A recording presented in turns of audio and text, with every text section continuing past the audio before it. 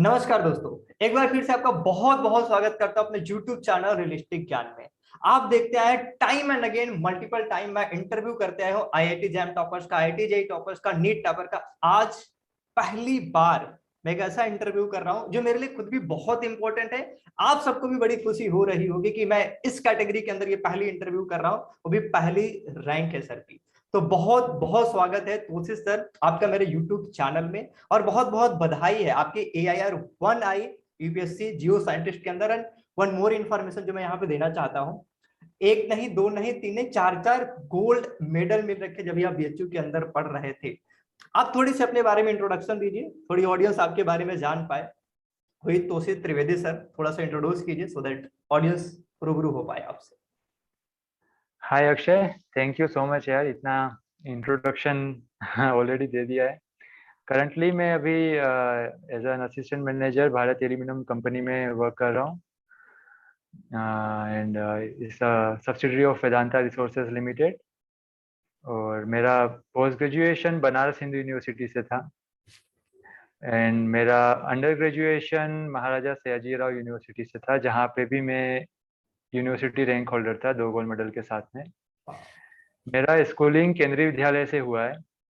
और अभी हाल ही में हुई एग्जामिनेशन में यूपीएससी कंबाइंड जियो साइंटिस्ट में मुझे रैंक 1 मिला है। और अ, अपने करियर एस्पिरेशंस रखता हूँ कि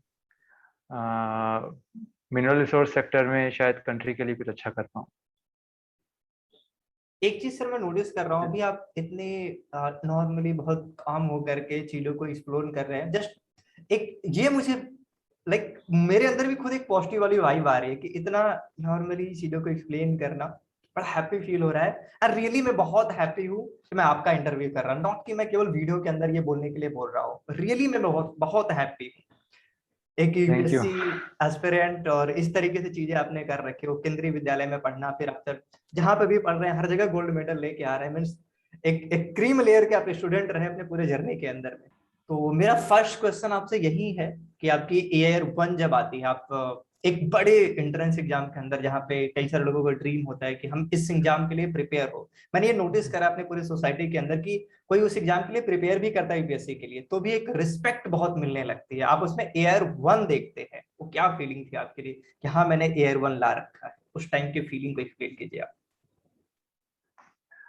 जब रिजल्ट डिक्लेयर हुआ तब लेट इवनिंग का टाइम था, ऑलमोस्ट 7:30 और 8 हो रखा था शाम को। और अचानक से रिजल्ट आया और मैं अपने काम में एंगेज था। अचानक से मोबाइल में लगातार बहुत सारे मैसेजेस आना स्टार्ट हो गए। एंड मैं मैसेजेस को स्किप कर रहा था बिकॉज काम में इन्वॉल्व था। बट इतना सारा मैसेजेस का पूरा नोटिफिकेशन एंड देन देखा तो पता चला कि एग्ज़ाम का रिजल्ट निकल गया है।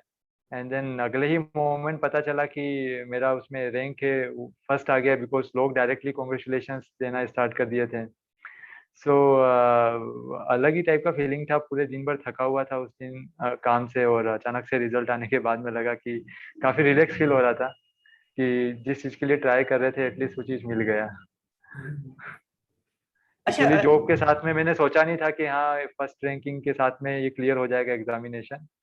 सो इवन दो मेरे सारे कलीग्स हैप्पी थे कि उनके बीच में से कोई इंसान का फर्स्ट रैंक आ गया। वाह, यही मैं आपसे अगला क्वेश्चन पूछने वाला था कि आपने ऐसा क्या फील कर रखा था कि हम AIR-1 ले रहे होंगे, बट स्टिल आपने आंसर कर दिया। अच्छा, एक एक क्वेश्चन मेरा अभी जो बन रहा है यहाँ पे, कितना डिफिकल्ट था आपके लिए कि जॉब भी कर रहे हैं साथ में एंड प्रिपेयर भी कर रहे हैं? कितना डिफिकल्ट था? डिफिकल्ट होता है जब एक प्राइवेट फर्म में काम कर रहे होते हैं, तो उस टाइम रिस्पॉन्सिबिलिटीज भी काफ़ी होती है जिसको प्रॉपरली एग्जीक्यूट करना होता है। और ऑलमोस्ट लास्ट 2 ईयर से कोविड पेंडेमिक का भी टाइम था जिसमें रिस्पॉन्सिबिलिटीज सबके पास में काफ़ी इंक्रीज हो गई थी, और नई नए काफ़ी सारे चैलेंजेस थे। तो उन चैलेंजेस को भी देखना था, but at the same time अगर एग्जामिनेशन हो रहे हैं और काफ़ी सारे एग्जामिनेशन डिले हो रहे हैं तो उस टाइम अपने आप को कॉन्फिडेंट रखना काफ़ी डिफिकल्ट था इन सब चीज़ों को लेकर के, बिकॉज कई सारे एग्जामिनेशन डिले हो रहे हैं। कुछ आने वाला डेट श्योर नहीं है कब होगा कब नहीं होगा, बट उस वही एक बेसिक फॉर्मूला था कि परसिस्टेंट अपने आप को तैयारी में रखना है, और कुछ भी हो एट एनी टाइम एग्जाम आए तो उसके लिए अपने आप को प्रिपेयर रखना है। जब मैं बीएचयू में था उसी टाइम से इस एग्जामिनेशन का प्रिपरेशन कर रहा था, एंड 2019 में मैं अपीयर नहीं हो पाया था, एंड 2020 का मैंने टारगेट किया था कि इसी एग्जामिनेशन में अपीयर होना है। सो अकॉर्डिंगली मैंने ऑलमोस्ट प्रिपरेशन था, देन मैंने अपने रिवीजन को काफ़ी परसिस्टेंट रखा, साथ में general awareness, GK, general science वगैरह जो मुझे पढ़ना था, इससे अपने आप को अपडेटेड रखा। एटलीस्ट वीकली बेसिस पे मैं इन सब चीज़ों को रिवाइज करता रहूँ, ताकि जब भी एग्जामिनेशन शेड्यूल हो तब एकदम से हरी ना हो जाए, बिकॉज विद जॉब हमेशा लास्ट मोमेंट प्रिपरेशन वर्क नहीं करती है। सो परसिस्टेंस इसमें काफ़ी रखना होता है अपने आप को। Yes yes yes. एक एक चीज मैं फील कर पा रहा हूँ मैं, लाइक अगर जब किसी टॉपर का इंटरव्यू कर रहा हूँ, चाहे वो आईआईटी जैम के हैं, आईआईटी जेई के हैं, या नीट के हैं, किसी अदर एग्जाम के हैं, जो उनके चीजों को एक्सप्लेन करने का तरीका होता है, फिर एक यूपीएससी एस्पिरेंट को पूरा एक ह्यूज गैप मुझे दिख रहा है कि आप किस तरीके से चीजों को रख रहे हैं सामने। तो बहुत एक अलग ही वे में है, एक अलग ही वाइब के अंदर मैं चल रहा हूँ इस समय पे। अभी हम बात करते हैं कि इस एग्जाम का पैटर्न क्या है। शायद जहां तक इंफॉर्मेशन ये है कि थोड़ी चेंज हो रखी है पैटर्न। तो क्या है प्रीलिम्स का पैटर्न, और उसके लिए आपकी क्या स्ट्रेटजी थी जिसको आपने फॉलो करा आपने थ्रू आउट द प्रिपरेशन के अंदर?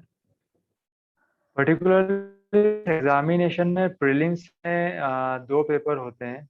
एक बेसिक कोर साइंस जो होता है उसका पेपर होगा, और जनरल साइंस के साथ में जनरल अवेयरनेस, उसके अंदर आपके साथ में सोशल स्टडीज वगैरह पूछ लेते हैं। तो प्रीलिम्स सिलेबस ऑलमोस्ट यूपीएससी के एग्जामिनेशन के सिमिलर होते हैं, और उसमें हम लोग को history, civics, social studies, geographies वगैरह से, इकोनॉमिक्स वगैरह से थोड़ा सा अपडेटेड होना पड़ता है, बिकॉज वहाँ पे जो क्वेश्चंस पूछे जाते हैं उसमें हमें हमेशा से एक इन डेप्थ नॉलेज होना चाहिए, तभी उसका आंसर कर पाना वहाँ पे पॉसिबल होता है। सो बेसिकली इसके लिए स्ट्रेटेजी यही हुआ करता था मेरा जॉब के साथ में कि काफ़ी सारे आजकल ऑनलाइन कोर्सेज अवेलेबल होते हैं, बिकॉज विद जॉब कोई कोचिंग अटेंड नहीं कर सकता है, और because all the day hours आप, इवन नाइट आवर्स आप जॉब में इन्वॉल्व रहेंगे, तो कोचिंग का टाइम निकाल पाना उसमें काफ़ी मुश्किल बात हो जाती है। तो कई सारे यूट्यूब कोर्सेज होते हैं, जब भी अपने आप को कन्वीनियंट फील करे, जब भी कंफर्टेबल हो, तो कोई सा भी अपने के हिसाब से आप यूट्यूब कोर्सेज देख लो। एक टॉपिक वाइज अप्रोच करना काफ़ी ज़रूरत होती है चीज़ों की, बिकॉज सिलेबस काफ़ी वास्ट है, और जो टॉपिक सिलेबस में मेंशन कर रखे हैं उन्हीं टॉपिक का सिलेबस, उन्हीं टॉपिक का आप लेक्चर्स यूट्यूब में सर्च करो, उसी को ही देखो। उस पर काफ़ी सारे लॉन्ग सेशंस होते हैं, जिसमें रिवीजन सेशंस के ही इंटरव्यूज का, रिवीजन सेशन के ही काफ़ी सारे वीडियोस अपलोडेड होते हैं। सो वो वीडियोस को अगेन एंड अगेन वॉच करो, एंड कई सारे बुक्स और ऑनलाइन ब्लॉग्स होते हैं, उसको पढ़ना स्टार्ट करो, उसको डेली रूटीन में लेकर के आएंगे ओवर द टाइम। तो यही एक जॉब के साथ में एक बंदे को हेल्प करेगा एग्जाम क्रैक करने को। अदरवाइज तो जो ट्रेडिशनल तरीका है वो तो बुक्स लेकर के और सारा मैगजीन्स लेकर के करने वाला, उसमें तो कोई दोहरा ही नहीं कि वो सबसे बेस्ट तरीका है। बट अगर आप जॉब के साथ में कर रहे हैं तो आपको थोड़ा सा अपना वे ऑफ प्रिपरेशन में थोड़ा चेंजेस लेके आना पड़ेगा, और ऐसा वे ऑफ प्रिपरेशन रखना पड़ेगा कि जब भी आप कभी भी आपके पास में टाइम अवेलेबल हो तो आप उस चीज़ को अवेल कर सके और लर्न कर सके। तो उसी टाइप से परसिस्टेंट भी इसमें रिक्वायर्ड होता है कि हाँ, हम अपने आप को social sciences and general sciences से अपने आप को अपडेटेड रखते हैं। Yes yes yes. एक मेरा क्वेश्चन मन में आ रहा है अभी। मेरे मेरे एक दोस्त है, वो खुद भी प्रिपेयर कर रहे हैं यूपीएससी के लिए। तो एक चीज मेरे से एक बार शेयर कर रहे थे कि मैं पढ़ रहा हूँ अभी, मुझे ऑलमोस्ट 7-8 महीने हो गए हैं, अभी मुझे सिलेबस नहीं समझ आया इसका कि एग्जैक्टली सिलेबस क्या है। जैसा कि आप भी बता रहे थे, बोले सिलेबस बहुत वास्ट है। तो आपने सिलेबस कवरेज का अप्रोच क्या रखा था कि इस तरीके से पढ़ते हैं एंड इस तरीके से सिलेबस को कवर कर रहे हो? पर्टिकुलरली अगर साइंटिफिक से एग्जामिनेशन की बात करें, जियो साइंटिस्ट एग्जामिनेशन का हुआ था, तो मैं इसके बारे में अपने व्यूज रख सकता हूँ, बिकॉज मैंने इसके लास्ट ईयर के पेपर्स मैंने देखे हुए हैं। तो इवन दो एग्जामिनेशन हो, लास्ट ईयर के पेपर्स को, एटलीस्ट लास्ट 15-20 ईयर्स के पेपर्स, या एटलीस्ट अगर देखा जाए तो 10 ईयर्स के पेपर, तो एक बार देख के रखना चाहिए कि क्या ट्रेंड चल रहा है, क्वेश्चन किस तरीके से आप पूछे जा रहे हैं, और क्या टाइप के क्वेश्चन है, फैक्ट बेस्ड है, असर्शन रीजन है, या फिर कंडीशनल बेस्ड क्वेश्चन है, क्या टाइप के क्वेश्चन यूपीएससी ज्यादा फोकस कर रहा है। बिकॉज पैटर्न अल्टीमेटली वही रहने वाला है, परसेंटेज ऑफ क्वेश्चन अल्टीमेटली वही रहने वाले हैं, बट बस आपका टॉपिक चेंज हो सकता है, उसके अंदर थोड़ा ऊपर नीचे हो सकता है, और इवन कुछ टॉपिक में ज्यादा फोकस हो ही जाता है हमेशा। सो लास्ट ईयर के ट्रेंड ही सबसे ज्यादा हेल्पफुल होते हैं। तो पहले तो वो पेपर को सोल्व करके अपने माइंडसेट बनाना चाहिए कि क्या ट्रेंड चल रहा है पेपर का, and then thereafter preparation और बुक्स के ऊपर अपने आप की जो स्ट्रेटेजी उसको फाइनलाइज करना चाहिए। और यूपीएससी प्रीलिम्स में ज्योग्राफी, सिविक्स, ये सब हिस्ट्री मांगता है, बट वो ऐसा नहीं बोलता है कि आपको इसमें रिसर्च कर लेना है। सो एक जस्ट बेसिक अप्रोच रखना चाहिए, जिससे हम अब जैसे कि कोई हिस्ट्री बोल रहा है तो मिडिवल का पीरियड है, एक फ्रीडम फाइटर का पीरियड हो गया, फ्रीडम फाइटिंग अपना इंडियन हिस्ट्री का हो गया, सो एंशियंट हिस्ट्री हो गया। सो एक जस्ट एक बेसिक डोमेन्स को पकड़ करके और उसका कितना इन डेप्थ हम लोग कवर अप कर सकते हैं उतना कवर अप करके, एंड देन देयर आफ्टर हमको मूव कर जाना चाहिए वहां से। बिकॉज अगर एक टॉपिक में ज्यादा टाइम तक उलझे रहेगा तो नेक्स्ट टॉपिक पे स्विच नहीं कर पाएंगे, और इतना ही फिर उसके बाद होगा तो लेग बिहाइंड करते जाएंगे अपने सिलेबस शेड्यूल के अंदर। सो इमीडिएट स्विच करना पड़ता है टॉपिक्स के बीच में। तो यही एक मेन स्ट्रेटेजी इसमें काम करती है। Okay okay okay. अभी जिस तरीके से, अच्छा एक एक और भी इसी में क्वेश्चन मेरा बन रहा है कि आपके लिए जियोग्राफी पढ़ना, हिस्ट्री पढ़ना, इकोनॉमिक्स पढ़ना माइट बी कि थोड़ा न्यू सा चीज लगा हो कि ये कुछ नई चीज है। उसके लिए अपने माइंडसेट को कैसे आपने बनाया कि हाँ इसको पढ़ते हैं, उसके लिए माइंडसेट, थॉट प्रोसेस क्या आपके थी, माइंडसेट में क्या चल रहा था? हाँ, बेसिकली जो पूछते हैं वो एक बेसिक नॉलेज ही होता है अल्टीमेटली। अगर ज्योग्राफी का भी पूछा है तो हम लोगों ने जो एनसीईआरटी ही हम लोगों का बेसिक है, कुछ भी देखा जाए तो। अब एनसीईआरटी में जो पूछ रहे हैं तो अब ऑब्वियसली थोड़ा कई बार ऐसा होता है कि कुछ सब्जेक्ट हमें पसंद ना हो लेकिन फिर भी एग्जाम की वजह से पढ़ना पड़ता है, तो बट वही होता है कि उस एग्जाम को क्लियर करने का जो पैशन होता है कई बार वो चीजें ड्राइव कर देती है उस चीज को पढ़ने के लिए भी। सो जब एग्जामिनेशन में क्लियर करना है तो उस टाइम में सोच करके भी चलो ठीक है हाँ एग्जामिनेशन क्लियर करना है, तो वो चीजें पैशनेटली ड्राइव हो जाती है अल्टीमेटली। कि अगर आपको उस टाइम आपका इंटरेस्ट होना नहीं होना उस एक पर्टिकुलर सब्जेक्ट में, चार में से एक सब्जेक्ट ऑब्वियस बात है कि आपको पसंद ना हो, बट एटलीस्ट तीन तो आपको पसंद है, तो उसमें ही अपने आप को स्कोप देखना और ज्यादा किसमें हम लोग बेटर स्कोर कर सकते हैं। कोई हिस्ट्री में कोई बेटर स्कोर कर सकता है, कोई सिविक्स में बेटर स्कोर कर सकता है, पॉलिटिकल साइंस में कोई, ज्योग्राफी में बेटर स्कोर कर सकता है, सबका अपना अपना चॉइस रहता है। सो जो भी अपना अच्छा डोमेन है उसको अच्छा होल्ड करके रखो और वहीं पे मैक्सिमम एक्सप्लोर करने का सोचो। बिकॉज सब में अगर एक्सप्लोर करने तो कई बार किसी के लिए पॉसिबल नहीं हो पाता, किसी के लिए पॉसिबल हो जाता है ये चीजें। सो अपना डोमेन, अपने को एक्सपर्टाइज को आइडेंटिफाई करना है एंड देन उसी पे ही वर्कआउट करना है कि हाँ ये मेरा डोमेन है, इस पे मैं वर्कआउट करके अच्छा मार्क्स यहाँ से गेन कर सकता हूँ। जी, तो हमने कुछ बातें करी प्रीलिम्स के ऊपर। अभी जैसे आप प्रीलिम्स क्वालिफाई करके जाते हैं तो आपका एक मेन स्ट्रीम आता है जिसके अंदर आप अपीयर हो रहे होते हैं, तो उसकी पूरी प्रिपरेशन कैसे करी? ऑल्दो वो आपके जो मास्टर्स के सब्जेक्ट के अंदर होते होंगे, फिर उसके बाद आपने बैचलर्स में भी कुछ उसके बारे में पढ़ाई करी होती है, अगेन आप जॉब कर रहे थे, फिर उसके साथ में उसके लिए पढ़ना, एक तो गैप होता है ना प्रीलिम्स और मेंस के बीच में, फिर इस गैप में अपने आप को बना के रखना, तो वो सारा आपने कैसे किया था? हाँ, ये वाला क्वेश्चन काफी वैलिड है बिकॉज प्रीलिम्स और मेंस के बीच में काफी गैप हो जाता है और उसमें तैयारी में काफी परसिस्टेंस बिल्कुल होना पड़ता है तैयारी को लेकर के। और कई बार इसमें मोमेंटम भी अप एंड डाउन हो जाता है, काफी रिस्की मोमेंट होता है दो एग्जामिनेशन के बीच का, बट ये ऐसा टाइम में बहुत सबसे ज्यादा क्रुशियल टाइम होता है। तो इसमें एक ही चीज होता है, बेसिकली हम लोग इसमें सारा टेक्निकल पेपर्स फेस करते हैं जियो साइंस का। और जिसका मान लो फॉर एग्जांपल कोई केमिस्ट्री या फिजिक्स बैकग्राउंड से आ रहा है तो वो अपने रिस्पेक्टिव टेक्निकल पेपर्स को फेस करेंगे। सो बेसिकली हम लोग ऑलरेडी पोस्ट ग्रेजुएट होते हैं तो उसमें इतना नॉलेज होता है, ये बस थोड़ा पढ़ने की जरूरत होती है, एक रिवीजन करने की जरूरत होती है। तो उस बेसिस पे ही आगे प्रोग्रेस कर सकते हैं। मतलब ऑलरेडी बीएचयू जैसे इंस्टीट्यूट के अंदर पढ़ा है और वहाँ पे ऑलरेडी काफी अच्छा एक्सपोजर है, तो उस एक्सपोजर को काफी बेटर इस पेपर्स के अंदर यूटिलाइज कर सकते हैं। और बेसिकली अगर कोई इवन दो कोई भी टॉपिक वाइज अप्रोच करके अगर अपना मास्टर्स और उसने बैचलर्स किया है तो उसको अपना सब्जेक्ट डोमेन को फेस करने में इतना मुसीबत नहीं आएगा, वो इजीली निकल जाएगा। बिकॉज उसमें तो हम लोग ऑलमोस्ट 4-5 ईयर से पढ़ रहे हैं उस चीज को। जो दिक्कत करता है वो हमेशा प्रीलिम्स का ही थोड़ा सा इसमें फैक्टर रहता है, बाकी तो ऑलरेडी हम लोग से आइडेंटिफाई होते हैं कि हाँ ये चीज तो आने वाली है। वही एक एक जो मेरा क्वेश्चन था कि उसमें कंसिस्टेंट होना, परसिस्टेंट होना। कई बार को लगता है कि हाँ, इतना लंबा ड्यूरेशन है, बहुत एफर्ट लग रही है, चीजें वर्क करने वाली है कि नहीं, बहुत मतलब माइंड में बहुत सारी चीजें चल रही है। इवन दूसरे भी एग्जाम के जो स्टूडेंट है उनके भी माइंड में ये होती है, तो क्या आपका ड्राइविंग फोर्स था कि आप हमेशा कंसिस्टेंट रह रहे थे अपने स्टडी को लेकर के? ये नहीं बोल रहा हूँ कि मैं हमेशा कंसिस्टेंट रह पाया, रखने का ट्राई करता था। कई बार अप एंड डाउन्स भी होते थे कि कुछ ऐसा ड्यूरेशन आ गया जिसमें नहीं पढ़ पा रहे हैं, और कई बार वर्कलोड बढ़ गया तो नहीं पढ़ पा रहे हैं। सो ये सब चीज़ें होती रहती थी इस बीच में। बट वही चीज़ होता है कि एग्जाम का आपका मैक्सिमम डेज ऐसा निकलना चाहिए जिसमें आपने अच्छा प्रिपेयर किया हो। जो क्योंकि आप मान लीजिए आपको 1.5 साल मिला है, तो मैक्सिमम डेज आपके उसमें ऐसे होने चाहिए जिसमें आपने काफी अच्छे से अपना प्रिपरेशन किया हो। कुछ डेज ऐसे हो सकते हैं जिसमें आपका डाउन रहा हो पूरा मोमेंटम। बट बात वही था कि एग्जामिनेशन को क्लियर करना मेरा ऑलरेडी शुरुआत से सोच के रखा था।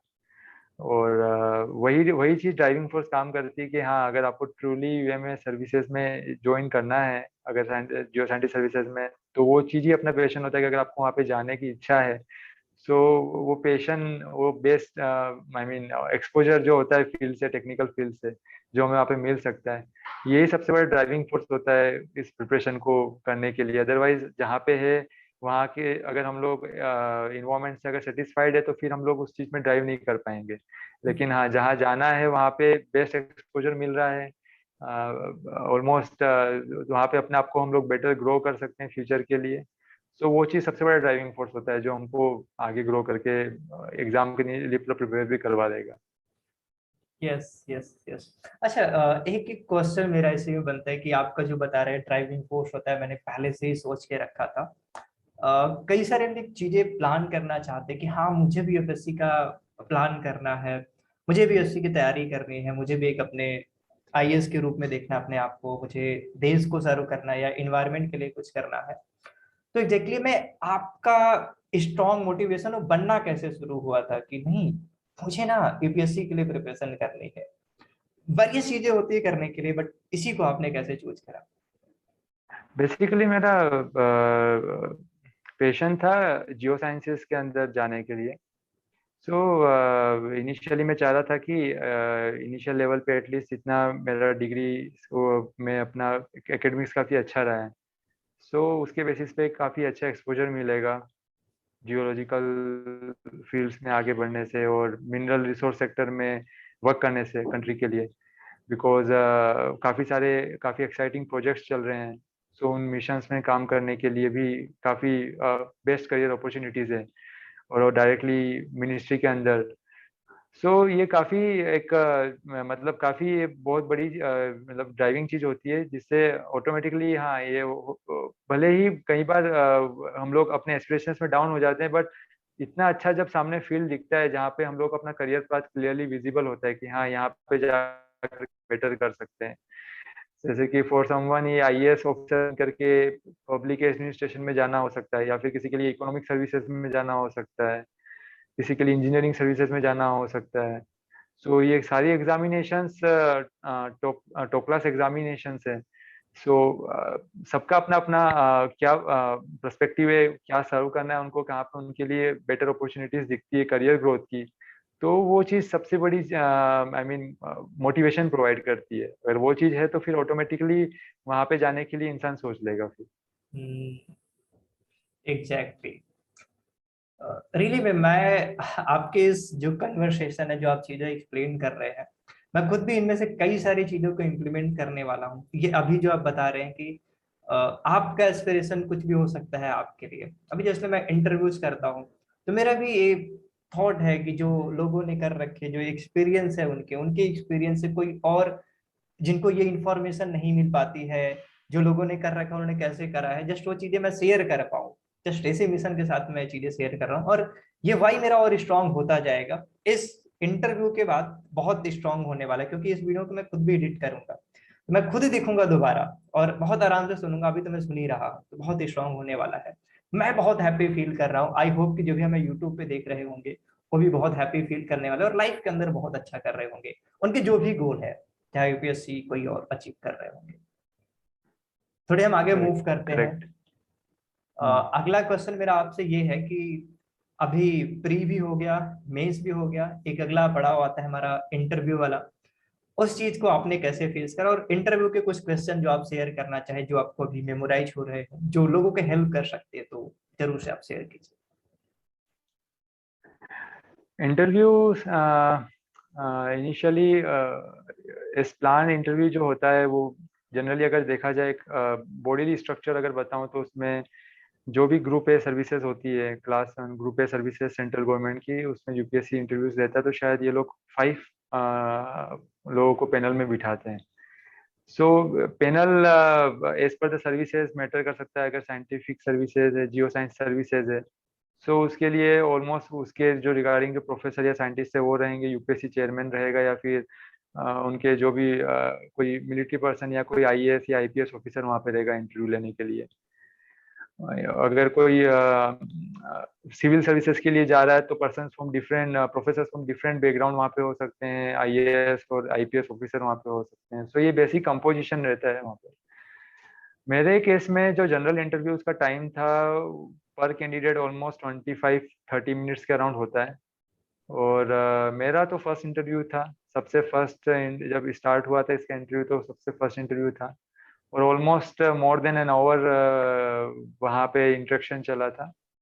सो काफ़ी लंबा मेरा इंटरव्यू स्ट्रेच हो गया था, बिकॉज फर्स्ट भी था और इनिशियल अर्ली मॉर्निंग आवर्स में इंटरव्यू स्टार्ट हो गया था तब। एंड क्वेश्चन बेसिकली उनका यही टारगेट रहता है कि जो भी कैंडिडेट वहाँ पे आ रहा है वो कितना ट्रूली अपने आप को उनके सामने प्रेजेंट कर रहा है। सबसे बेसिक टारगेट ये रहा है, बिकॉज नॉलेज चेक ऑलरेडी आपका रिटर्न पेपर के थ्रू हो चुका है। अब वहाँ पे पर्सनैलिटी चेक होता है इंटरव्यूज में। सो अगर वहाँ पे हमको कोई टेक्निकल आंसर्स अगर नहीं भी कर पाते हैं, so how truly we can represent at that time, वो चीज़ काफ़ी उसमें मैटर कर जाती है। बिकॉज फैक्ट है कि हम लोग ऑलरेडी टेक्निकल पेपर्स को पास आउट कर चुके हैं, that means we are technically sound. अब है कि हम लोग आने वाले जो भी क्वेश्चंस आते हैं उसको हम लोग कैसे फेस करते हैं।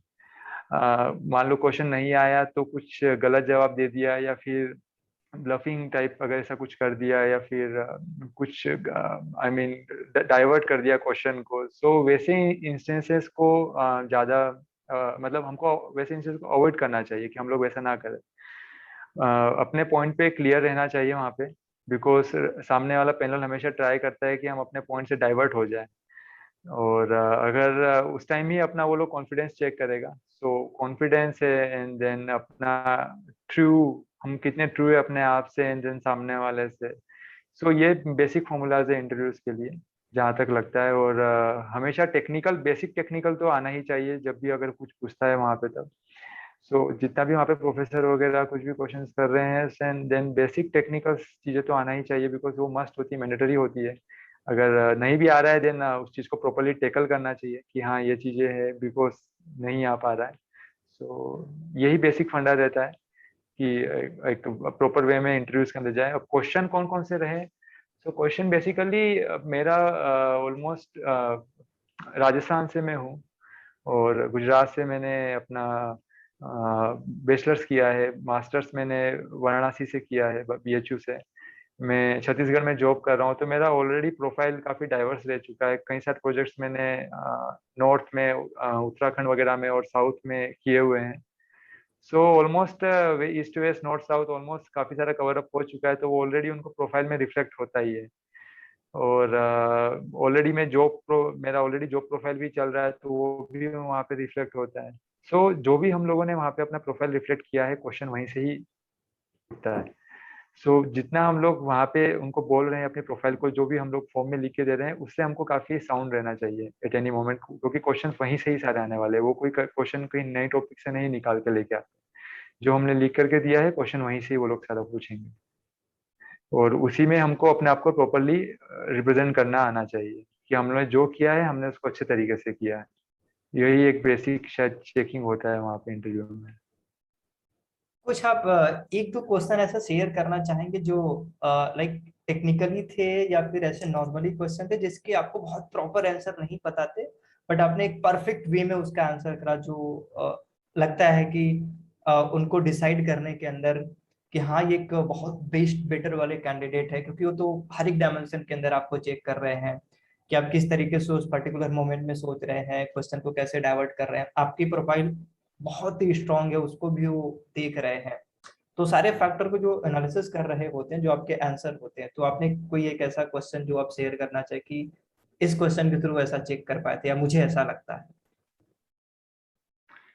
ऐसे तो ऐसा क्वेश्चन पॉइंट आउट कर पाना डिफिकल्ट होगा मेरे लिए कि ऐसा कुछ क्वेश्चन हुआ और पॉइंट आउट कर लूँ। एक जनरल इंटरेक्शन था उनके साथ में और पूछा था, एक एक दो क्वेश्चन में जैसे पॉइंट आउट कर सकता हूँ कि जो प्रोफाइल से रिलेटेड था कि ऐसा कुछ टास्क बताइए जो आपको सबसे अनएक्सपेक्टेड था लेकिन आपको मिला वो टास्क, एंड देन आपने उसको कैसे एग्जीक्यूट किया। सो बीइंग मैंने मेंशन किया कि बीइंग फ्रॉम डिफरेंट बैकग्राउंड, मेरा टास्क मुझे जो मिला था वो एक मैकेनिकल बैकग्राउंड से मिला था। देन उस टास्क को मैंने कुछ एक्शंस लेकर के मैंने उसको फुलफिल किया। सो इन दैट केस उन्होंने देखा कि हाँ मैं मल्टीपल टास्क लेने के लिए भी मैं ले सकता हूँ multiple task other than my subjects. So वो एक पॉजिटिव फैक्टर उसमें काम कर गया था। एंड जनरल पूछे थे कि क्या करियर एस्पिरेशन है, कि ऑर्गेनाइजेशन को ज्वाइन करने के बाद में क्या करना चाहते हो। सो हमको उसमें क्लैरिटी होनी चाहिए। ऐसा नहीं है कि जस्ट एग्जामिनेशन क्रैक करना मोटिव होना चाहिए। एग्जामिनेशन क्रैक करने के बाद में फर्दर आगे क्या करना है, अगर उसका मोटिव क्लियर है देन उनको भी अच्छा लगेगा कि इस इंसान को लेने से कुछ काम होगा। सो दो तीन क्वेश्चन ये जिसका आंसर तो प्रॉपरली होने ही चाहिए। हम्म।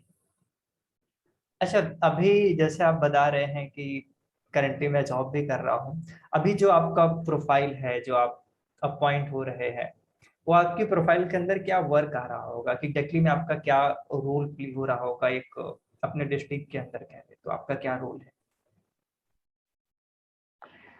मेरा अपनी कंपनी में अपनी बेसिकली, हाँ, कंपनी के अंदर ही, एंड अभी जो यूपीएससी के थ्रू आप अपॉइंट हो रहे हैं तो उसके अंदर आपका क्या जॉब प्रोफाइल है?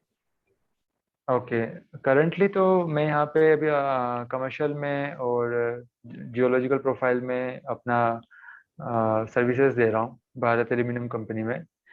एंड आफ्टरवर्ड्स अभी तो ट्रेनिंग पीरियड होगा, देन उसके बाद में जॉब रिस्पॉन्सिबिलिटीज असाइन होगी। और job responsibilities basically geological survey of India के अंदर ही काफ़ी सारे मिशंस इनके ऑपरेट हैं, तो उसी मिशंस के लेटर ऑन आगे करियर में जाके पार्ट बनेंगे। और जो नेचुरल रिसोर्स सेक्टर है, माइनिंग है, न्यूअर मिनरल ब्लॉक्स के जो एक्सप्लोरेशन प्रोजेक्ट है, काफ़ी सारे क्रुशियल प्रोजेक्ट चल रहे हैं मेटल एक्सप्लोरेशन को लेकर के कंट्री में, कोल एक्सप्लोरेशन को लेकर के, क्रूड ऑयल पेट्रोलियम वगैरह के भी जो है, बट वो एक डिफरेंट ऑर्गेनाइजेशन उसको हैंडल करते हैं। तो बेसिकली मेटल एंड कोल वगैरह के लिए जो एक्सप्लोरेशन प्रोजेक्ट एंड काफ़ी सारे एनर्जी से रिगार्डिंग जो प्रोजेक्ट जो चल रहे हैं उसके लिए ये पोस्ट रिस्पॉन्सिबल होती है। सो उसी फील्ड में आगे जाके कुछ रिस्पॉन्सिबिलिटीज को परस्यू करेंगे। That's perfect. आप एनर्जी के अंदर कंट्रीब्यूट करने वाले हैं अपने कंट्री को लेकर के, एक बहुत अच्छी वाली बात है। Correct, correct. अच्छा, एक एक चीज मेरे माइंड के अंदर आ रही है कि जैसा कि आप बीएचयू से बिलोंग किए हैं, मैंने भी अपनी बैचलर्स करी हुई है बीएचयू से, केमिस्ट्री ऑनर्स के अंदर। मैं उतना ब्राइट वाला स्टूडेंट तो नहीं हूँ कि मुझे गोल्ड मेडल मिल रखे हैं। तो कुछ बीएचयू के अपने एक्सपीरियंस आप शेयर करना चाहे, कुछ बीएचयू का बताना चाहे कि कैसा है बीएचयू और कैसे कंट्रीब्यूट किया पूरे आपकी जर्नी, आपके लाइफ के अंदर बीएचयू, तो आप एक्सप्लेन कीजिए जरूर। बीएचयू का कंट्रीब्यूशन एक्सप्लेन करना इतना इजी नहीं है, बिकॉज जो भी कुछ अल्टीमेटली डेवलप हुए हैं आज के टाइम पे वो उस ऑर्गेनाइजेशन के कारण ही हुए हैं। सबसे सबसे इम्पोर्टेंट फैक्टर है बीएचयू का कि वहाँ पे डाइवर्सिटी बहुत है। मतलब काफी अलग अलग डिफरेंट बैकग्राउंड से स्टूडेंट्स वहाँ पे आते हैं और काफी डिफरेंट प्लेसेस से वहाँ पे स्टूडेंट्स आते हैं और हर एक का डिफरेंट इंटरेस्ट होता है और डिफरेंट करियर एस्पिरेशंस होते हैं। सो इतना डाइवर्सिटी मिलना तो उसमें ग्रो करने की पॉसिबिलिटीज काफी अच्छी होती है। सेकेंड इम्पोर्टेंट चीज है वहाँ पे विद इन अ कैंपस काफी सारे डिपार्टमेंट है, न्यूमरस डिपार्टमेंट और इंस्टीट्यूट है। इन केस अगर कोई फैसिलिटी को अवेल करना है देन स्टूडेंट फ्री है वहाँ पे, वो चीज़ों को इजीली जा करके समझ सकता है। थर्ड चीज है कि वहाँ पे प्रोफेसर्स काफी हेल्पफुल होते हैं। जब भी कुछ लेकर के जाएंगे वहाँ पे मेरे डिपार्टमेंट में तो हमेशा हेल्प करने के लिए रेडी रहते हैं। कुछ भी डाउट हुआ, कुछ भी प्रॉब्लम हुआ, कभी भी कोई टेक्निकल एक्सपोजर चाहिए या फिर हमेशा supportive nature. And fourth and the most important, वहाँ पे जो लाइब्रेरी, जो वहाँ का सबसे बड़ा रिसोर्स है महाराजा सयाजीराव लाइब्रेरी। सो वहाँ पे ऑलमोस्ट सारा रिसोर्सेज अवेलेबल है पढ़ने के लिए, काफ़ी कन्वीनियंट प्लेस है। और अल्टीमेटली वो कैंपस का पॉजिटिविटी वहाँ पे रह करके कि हाँ प्रिपरेशन कर रहे हैं और पूरा पढ़ाई का माहौल है। तो ये काफी फैक्टर्स है जो बीएचयू को मतलब हर तरीके से एक पॉजिटिव साइड में रखते हैं, पूरा एकदम हाई पॉजिटिव साइड। तो ये काफी हेल्पफुल फैक्टर होता है। यस यस यस, एग्जैक्टली जो आप बता रहे हैं मैं एक वाइब फील कर पा रहा हूँ उस जो हमारा लाइब्रेरी है वहाँ पे। वो एक तो पूरा जहाँ पे कंप्यूटर रखे अपना साइबर वाली लाइब्रेरी, एक फिर सेंटर वाली जहाँ पे बुक्स बुक्स एंड बुक्स रखी है। करेक्ट। जिसको हम्म। जो भी अवेल करना है सारी चीजें अवेलेबल है, आप चाहिए जिस भी चीज का एक्सेस हम्म। लेना आप एक्सेस ले सकते हैं। और एक पर्टिकुलर सेक्शन रिजल्ट टाइप का रहता है वहाँ पे, हालांकि चले जाने को हम बैचलर्स वाले भी चले जाते थे, वहाँ पे कुछ पीएचडी और एमएससी वाले लोगों के लिए रिजर्व रहती थी। वो एसी वाला रूम था पूरा, वहाँ पे आप लेके आराम से पढ़ रहे हैं। एक जो बता रहे हैं कि आराम से पूरा पढ़ने वाला माहौल है। एक रियली में आई डोंट नो कि क्या होती है, बट एक पॉजिटिव वाइब आती है। आप लाइब्रेरी के अंदर जा रहे हो, बुक्स ले रहे हो, सभी को देख रहे हो, पढ़ रहे हैं, तो आती है एक पॉजिटिव वाली वाइब। बिल्कुल। काफी पॉजिटिव फैक्टर है, वहाँ पे बैठ के पढ़ने में मन भी हो जाता है, मन भी काफी लग जाता है, काफी अच्छा एनवायरनमेंट है वहाँ का। और एक क्वेश्चन मेरा जो अभी माइंड के अंदर बन रहा है मेरे, अब जैसे चार गोल्ड मेडल ले रखे थे और अपने बैचलर्स के अंदर भी आप गोल्ड मेडलिस्ट थे, तो कुछ ऐसी चीजें जो आप करते थे अपने कॉलेज के दौरान में, कि जो चीजें आपको, ऐसा तो नहीं है कि यदि आपको सब्जेक्ट की बहुत अच्छे से पकड़ नहीं है तो आप बहुत अच्छे से आंसर कर पाएंगे, आपको सब्जेक्ट भी पकड़ है, चीजें लिखने का भी बहुत परफेक्ट वाला तरीका होगा, तभी ऐसा हो पाए। तो वो कुछ जो आप चीजें शेयर करना चाहते हैं कि हाँ आप ऐसा कर रहे होंगे तो आप एक एज ए ब्राइटर स्टूडेंट निकल के आ रहे होंगे, तो कुछ बिल्कुल सब बताइए, क्योंकि ऑल टाइम आप रहे थे। बेसिकली अब मार्क्स के रिलेटेड जब बात करना है तो बात अल्टीमेटली आंसर राइटिंग पे आ जाती है। सो बिकॉज मार्क्स का सीधा कोरिलेशन है आंसर राइटिंग पे। अदरवाइज मार्क्स तो ठीक है करियर में कितना हेल्पफुल होता है, but answer writing should be perfect, जितना हम लोग बेटर उसमें कंट्रीब्यूट अपने आप को ढाल पाए।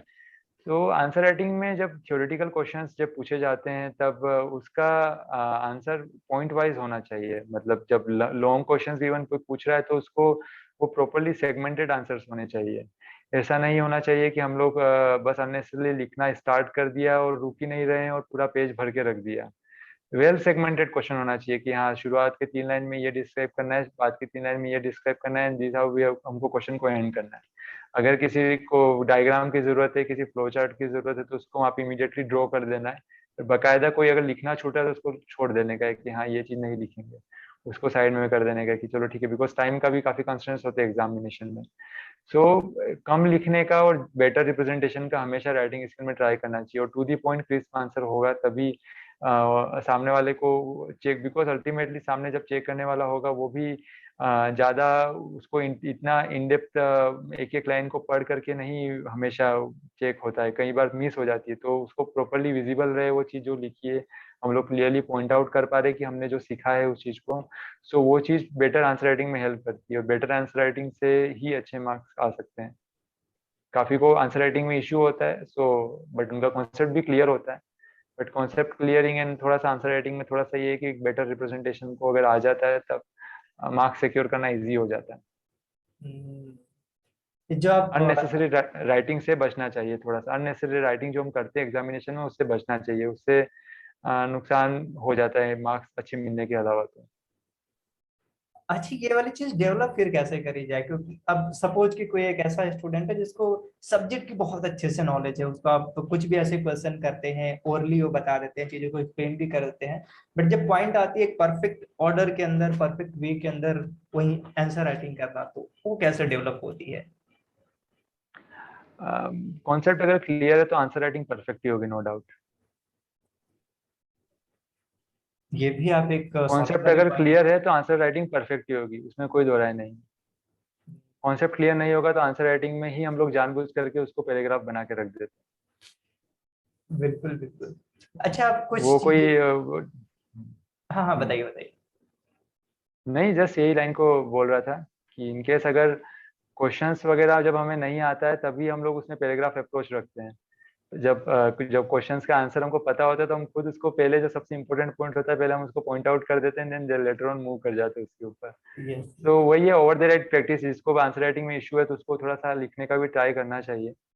बिकॉज लिखना ही किसी का हैंड मतलब राइटिंग स्पीड में किसी को इश्यू होता है, तो राइटिंग स्पीड का तो एक ही सॉल्यूशन है कि प्रैक्टिस, और आंसर राइटिंग बेटर करने का एक ही सॉल्यूशन है कि मेक योर कॉन्सेप्ट क्लियर।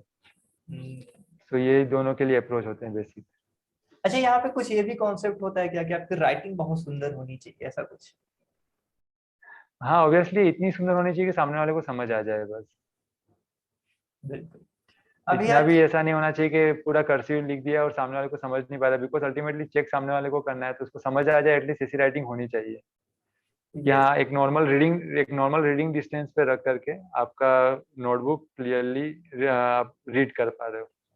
ऐसा नहीं है कि उसमें कोई ज्यादा छोटा लिख रहा है तो टीचर ज्यादा पास में झुक करके चेक करेगा, ऐसा नहीं हो सकता है। सो एटलीस्ट रीडिंग डिस्टेंस पे क्लियरली विजिबल हो रहा हो कि क्या लिखा है, वो सफिशिएंट है। अच्छा, थ्रू आउट द प्रिपरेशन कोई अभी इस वीडियो को देखने के बाद बहुत इंस्पायर होता है और यूपीएससी के लिए अपीयर करना चाहता है, कुछ चीजें आप बताना चाहेंगे कि हाँ आप अपने पूरे प्रिपरेशन में ये चीजें तो मस्ट है आपको करनी, और कुछ ऐसी चीजें जिनको अवॉइड करना है, तो आप जरूर से बताइए। प्रिपरेशन स्टार्ट करते टाइम अननेसेसरी जो रीडिंग होती है उसको अवॉइड करना सबसे क्रिटिकल टास्क होता है, कि हम लोग जो पढ़ रहे हैं वो रियली में हमारे काम का है या नहीं है, या फिर हम लोग अननेसेसरी रीडिंग में फंस गए हैं किसी टॉपिक में जाकर के जिसका रियली कोई सिग्निफिकेंस नहीं है। यूपीएससी भी उसको इतना प्रेफरेंस नहीं देता है, अगर किसी एग्जामिनेशन की हम लोग तैयारी कर रहे हैं उसको भी उसका प्रेफरेंस इतना नहीं मिल रहा है, लेकिन फिर भी हम उसको पढ़े जा रहे हैं। हमने 2 दिन वेस्ट कर दिया, फिर पता चल रहा है कि हमारा ये टॉपिक इतना इंपॉर्टेंट नहीं था। सो वो बहुत बड़ा बैकलॉग होता है उस चीज को रिकवर करना। सो अननेसेसरी रीडिंग को बिल्कुल अवॉइड करना चाहिए। और टाइम ऑलरेडी वैसे ही काफी सारे टाइम कंस्ट्रेंट्स होते हैं, सो टाइम जो वेस्ट हो रहा है उसको अवॉइड करने का हमेशा ट्राई करना चाहिए। जो चीज़ का ध्यान रखना चाहिए उसमें कई ज़्यादा चीज़ें, कि हम अपने तैयारी से बेसिकली परसिस्टेंट रहे, और कुछ भी हो बट जो भी एग्जाम क्रैक करनी है उसके लिए वेल डिटरमाइंड रहेंगे तो ऑटोमेटिकली वो लर्निंग आ ही जाएगा, और उसको हम लोग क्रैक करके समझ करके हम लोग उसको एग्जाम में लिख करके एग्जाम क्रैक कर ही लेंगे। तो प्रिपरेशन से जुड़ा हुआ है कि हम लोग जो रिसोर्सेज हम लोग जो भी यूज कर रहे हैं, सो बुक्स वगैरह जो भी हम यूज कर रहे हैं वो एक प्रॉपर ऑथर की होनी चाहिए। और ये नोट्स यूज कर रहे हैं तो वो वेल स्ट्रक्चर्ड नोट्स होने चाहिए। ऐसा नहीं है कि हम लोग कुछ नोट्स रेफर कर रहे हैं वो किसी वेल अरेंज और वेल स्ट्रक्चर्ड नोट्स नहीं है, लेकिन हम उससे उसको पढ़ रहे हैं तो हमारा आंसर भी फिर आगे जाके वेल स्ट्रक्चर्ड नहीं हो पाएंगे। कोई भी नोट्स बुक्स या कुछ भी अच्छा ऑथर रिफर कर रहे हैं तो उस पर काफी फोकस होना चाहिए कि हाँ ये, और जो भी रिफर कर रहे हैं उसको थ्रू आउट उसे कंसिस्टेंट रहना चाहिए। अब एक चीज आता है डिफिकल्ट वाला टास्क, मुझे लगता है कि थोड़ा डिफिकल्ट टास्क हो सकता है, डोंट नो कि कितना डिफिकल्ट कितना ये टास्क होएगा, जब बता रहे कि अब जो नोट्स फॉलो कर रहे हैं एक परफेक्ट वे के अंदर होना चाहिए, क्योंकि जब आपको दिखता है कि हाँ कुछ इस तरीके से लिखना है तो आपको बहुत हेल्प कर रही है, तो अरे नोट्स फाइंड आउट कैसे करें, उनको कैसे फिल्टर करें कि हाँ ये सही नोट्स है, ये सही बुक है। आप कुछ बुक्स रिकमेंड करना चाहें तो प्लीज आप रिकमेंड कीजिए।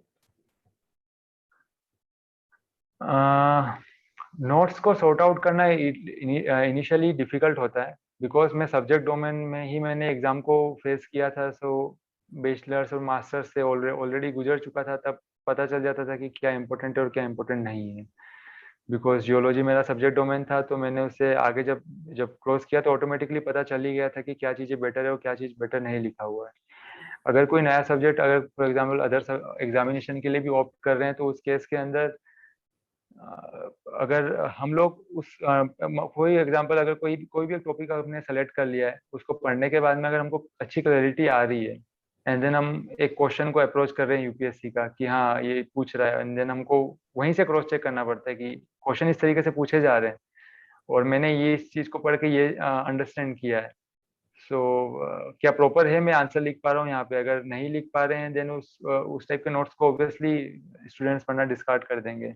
तो ये हर कोई करता ही है, बट उससे हमको काफी कोशिश रहना चाहिए कि किस चीज को पढ़ना है। तो वेल स्ट्रक्चर्ड चीजें पढ़ने से ही काफी हेल्पफुल होता है चीजें। और बुक्स वगैरह है तो हर सब्जेक्ट का अपना स्टैंडर्ड बुक सही से। जियोलॉजी के लिए मैं प्रेफरेबली यही बोलना चाहूंगा कि जैसे इग्नियस और मेटामॉर्फिक हार्ड रॉक डोमेन के लिए जेडी विंटर बुक्स यूज कर सकते हैं। और सेडिमेंट्री के लिए सैंडबॉक्स यूज कर सकते हैं। केसी मिश्रा जियोकेमिस्ट्री वगैरह जैसी सब्जेक्ट के लिए यूज कर सकते हैं। और और भी काफी सारी बेसिक स्टीफन मार्शल की बुक है बेसिक जियोलॉजी पे, उसको हम लोग यूज कर सकते हैं। वहीं से हमको काफी सारे जियोमोर्फोलॉजी वगैरह के कॉन्सेप्ट्स काफी क्लियरली पॉइंट आउट हो जाएंगे। और काफी और जितना भी अपना अपना सब्जेक्ट डोमेन है उसका स्टैंडर्ड बुक्स ऑलरेडी सब इवन सिलेबस में भी वेल रिटर्न होता है, तो उसको हम लोग यूज करके, बट वही है कि एक बुक्स को लेकर के हम अपना प्रिपरेशन को उसी से अलाइन करना चाहिए। और मल्टीपल बुक्स को अगर अप्रोच कर रहे हैं तो टॉपिक वाइज अप्रोच होना चाहिए कि ये टॉपिक वीक है तो इस टॉपिक को उस पर्टिकुलर बुक से अप्रोच हम लोग कर सकते हैं। और एक क्वेश्चन अभी क्लिक कर रहा है, जो बुक्स का क्वेश्चन पूछते समय आ रहा था और प्रीवियस चीजें मैं रिकॉल भी कर रहा था साइमल्टेनियसली। शुरुआत में आपने एक चीज शेयर करी कि एटलीस्ट आपको कुछ 20, 15, 10 ईयर्स तक के पेपर सॉल्व करने चाहिए। वो पेपर को हमें कब देखना चाहिए पेपर को, और किस तरीके का हमारा माइंडसेट होना चाहिए, किस तरीके का अप्रोच होना चाहिए पेपर को करने का? पर्सनली था ये चीज मेरे लिए, मैंने इसको इनिशियल टाइम में ही देखा था प्रिपरेशन स्टार्ट करने से पहले, एंड देन प्रिपरेशन स्टार्ट करने के बाद में, बिकॉज प्रिपरेशन स्टार्ट करने से पहले क्या स्टेटस है एंड देन प्रिपरेशन स्टार्ट करने के बाद में क्या स्टेटस है, यही दो स्टेटस में हम लोग अपने आप को समझ सकते। तो प्रिपरेशन स्टार्ट करने से पहले जरूर एक बार देखना चाहिए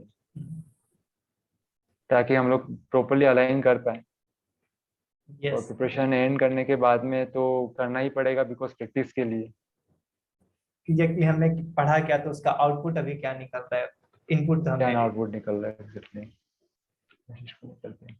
मैं बहुत ऑनेस्टली एक चीज मैं बोलना चाहूंगा यहाँ पे, और चीज मुझे एग्जैक्टली में फील हो रही है, जो डेप्थ होती है एक यूपीएससी के एस्पिरेंट के अंदर, जो चीजें एक्सप्लेन कर रहे होते हैं, लिटरली में मैंने उसको फील करी है। एक एक क्वेश्चन को जिस तरीके से आपने यहाँ पे पॉइंट आउट करा, जो भी मैंने क्वेश्चन करे जिसको आपने आंसर करा है, चाहे प्रीवियस ईयर पेपर के लिए, चाहे बुक्स के लिए, चाहे कंसिस्टेंट होने के लिए, चाहे बीएचयू की चीजें या इंटरव्यू के लिए, हर एक चीज को आपने परफेक्ट वे के अंदर रखा है।